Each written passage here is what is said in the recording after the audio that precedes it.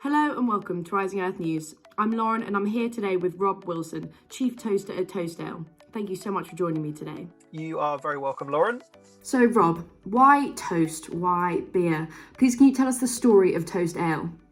Yeah, sure. So I guess the whole premise behind Toast, we're on a mission to prove that the alternative to food waste is freaking delicious and pint-sized. So we brew all our beers using yesterday's bread from bakeries to replace some of the malted barley in the brewing process. Makes them far more environmentally friendly to brew. We pour 100% of our profits into environmental charities fighting waste. And yeah, we think it's the best thing since you know what. And yeah, the whole thing's been going sort of 5 years.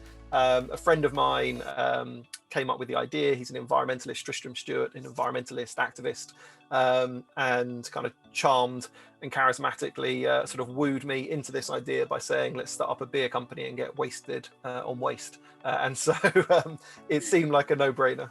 So how is the process of making Toast Ale different from making standard beer?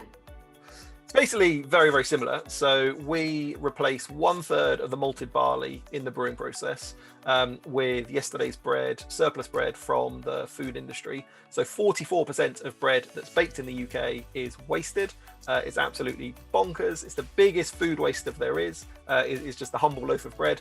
And so what we're trying to do is use the beer industry to solve this issue. So we open source the recipe. So if you do want to see the specifics, go to the website, toastale.com, and download our open source recipe. That's now been downloaded about 70,000 times all over the world, and people are brewing this way. And ultimately, we're bringing beer production back to its origins. So the first ever beer recipe that's known of from thousands of years ago was brewed with bread. And for millennia, beer was brewed using some surplus bread, sort of scraps that you could get hold of before beer was industrialized.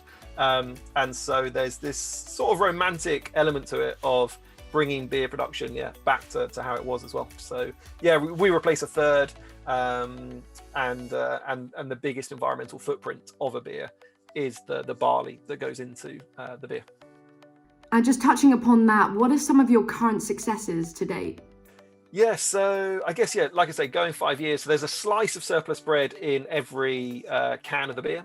So far we've brewed about 2.5 million slices of bread to date. But that open source recipe that's been downloaded 70,000 times all over the world.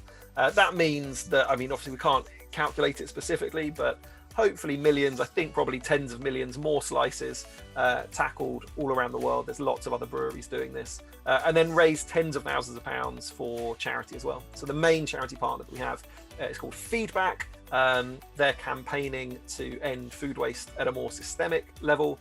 And then I guess, first and foremost for us, it's also about just having a whole load of really delicious beers. So Toast Ale pride themselves on operating for the benefit of the people and the planet, and therefore use sustainable food production procedures, as you've outlined previously. But can you talk about the negative impacts that industrialized food procedures have on our planet? So I guess ultimately the issue we're trying to tackle is the issue of food waste. So 1/3 of all food that's produced in the world is wasted. It's over 1 billion tons of food every single year that's made for human consumption is never consumed. It's a really inefficient system. Obviously, we all have to eat and drink, and we deserve to eat and drink what we want. But when you've got such an inefficient system, let's just tackle the issue at hand, where it's a really wasteful system. And when food production and drink production requires deforestation, we're cutting down rainforests to ultimately create the food, to either grow the food or raise our cattle or whatever it might be. We're cutting down rainforests. It's using a huge amount of energy to then move our food all around the world. So people think of the energy industry or the transportation industry in isolation as the big culprits. People look at the airplanes, or people look at the oil industry, but typically they are servicing the food industry. So it's the biggest impact that we as humans have on the planet is our food and drink industry. And so when it's so wasteful, that for me is just such a no-brainer of a place to tackle it. Some of these issues with having a more sustainable environment around us feel a little bit intangible and hard to tackle and grasp. But when you just think, well, a third is being wasted, let's just solve that, because that's very solvable. So yeah, for us, when we realized the humble loaf of bread was the worst culprit of them all, and you could make really freaking tasty beer using bread, it felt like a no-brainer. That's the place to start. But it's somewhat of a proof of concept. So we hope toast serves as a proof of concept that then other food and drink businesses can look at. There is a risk in some areas that there's a bit of a yuck factor in using surplus food to then create new delicious food. It just doesn't really feel like that is there with beer, I think, and bread. Like, people just typically think of beer as liquid bread anyway, and people just get it, it resonates. So I don't think it would apply for everything, but we hope that other parts of the food industry can have a look and maybe be inspired to make change themselves. Yeah, so just to touch upon that, do you think that we're doing enough to tackle the problem of food waste globally? Definitely not. I mean, the issue is there. We've known about it for decades now. It's not really going away anywhere near quick enough. There's a lot more awareness now that the food industry has a big part to play. So I think previously people thought of food waste as there's people going hungry in the developing world, and there's surplus food elsewhere, so let's put two and two together because of hunger. And that is a really important issue to address, but there's also another really important issue, which is just the impact that has on the environment, the fact that there is this waste of food.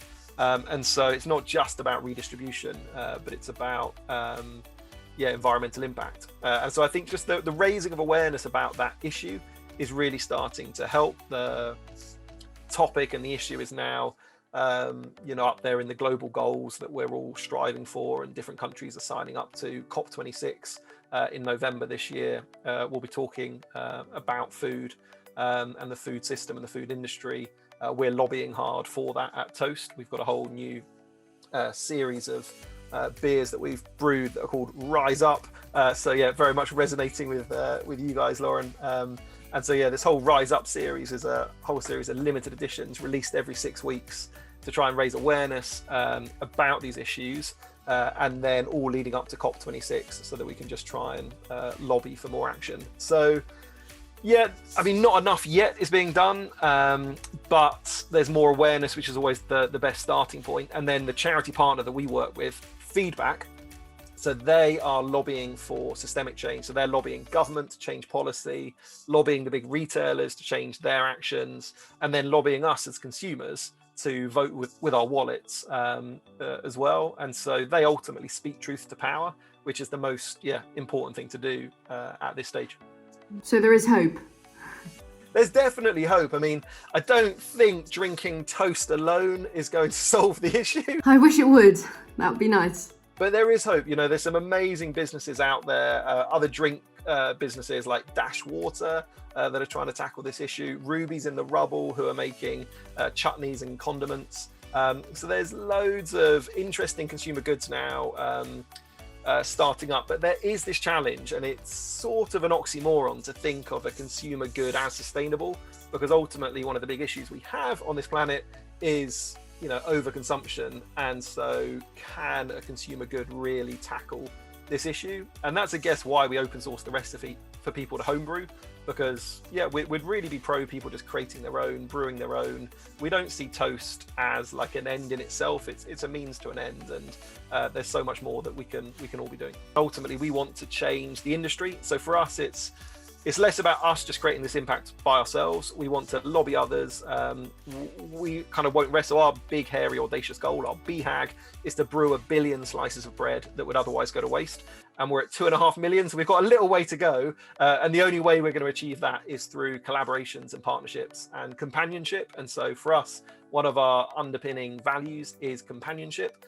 Which comes from the Latin and then French for to break bread with, which for us is kind of very suitable. And so, for us, it's all about breaking bread with as many different partner organizations as possible to achieve this end goal. And just finally, Rob, how can people find out more about the work that you're doing?